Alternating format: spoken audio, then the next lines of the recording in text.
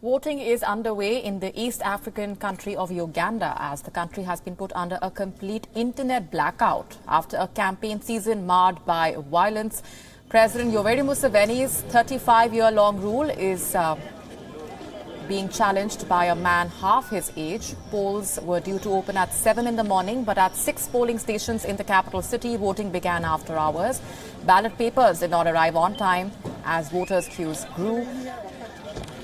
The country of nearly 46 million people is living with an internet blackout. These visuals from Kampala, where the music star turned opposition leader Bobi Wine cast his vote. As Wine's car arrived at the polling station, his supporters danced and cheered. Just ahead of his casting his vote, Wine said that his polling agents were being intimidated by the military and the police.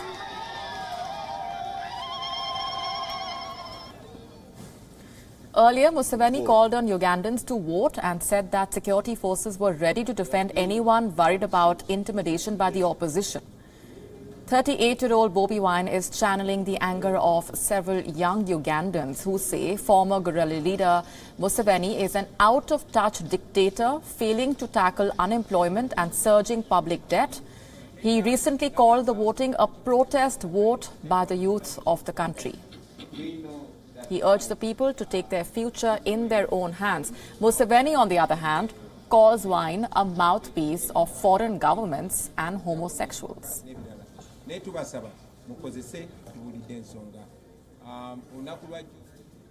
And our correspondent Coletta Banjohi is joining us from Addis Ababa. Hi, Coletta. Give us a better sense of the situation on the ground, the security arrangements. The country has never seen a peaceful transition of power. What is the expectation this time around?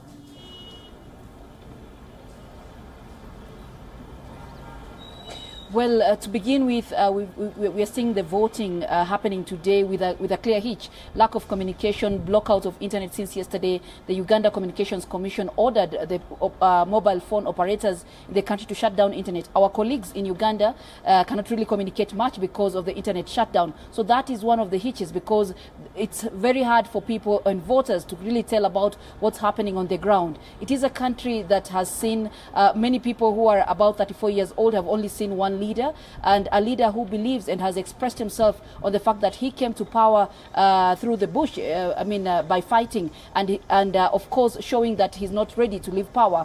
However, we are seeing a kind of change of status quo in terms of young people being led by this legislator, Bobi Wine, coming out and projecting themselves and saying maybe Uganda, it's time for change. However, with the intimidation, a lot of security forces in the streets and a lot of threats to the citizens, so citizens are taken back to a situation whereby many are saying that the fate of Uganda lies in the hands of one person, and that is the incumbent President Yoweri Museveni.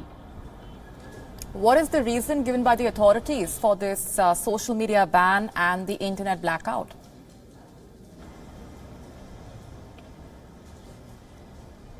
Well, according to the government, we've seen the government projecting itself, the president himself, and also other military leaders and also police forces are saying that they need to protect the people, quote unquote, and keep them safe.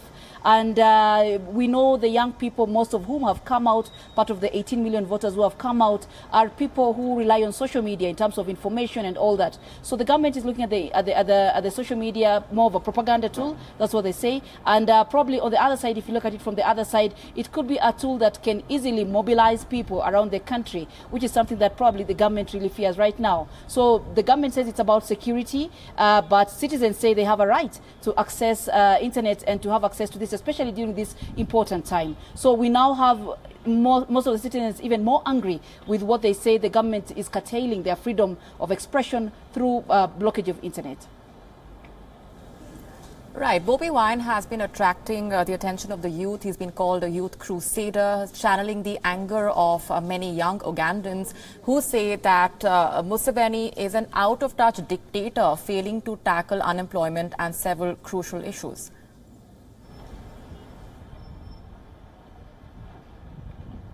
Yes, after 34 years, it's still a country that is still, hit by a very high level of unemployment. The infrastructure is not what people would expect and all that. But now we're seeing the president, the incumbent, saying his motto is securing the future. And people, especially young people, have been asking which is the future with a leader who's been there for 34 years. And that's why the obvious option now, right now, is the other front runner, who is Bobi Wine, who's younger and who has projected himself as someone who understands the issue of the young people.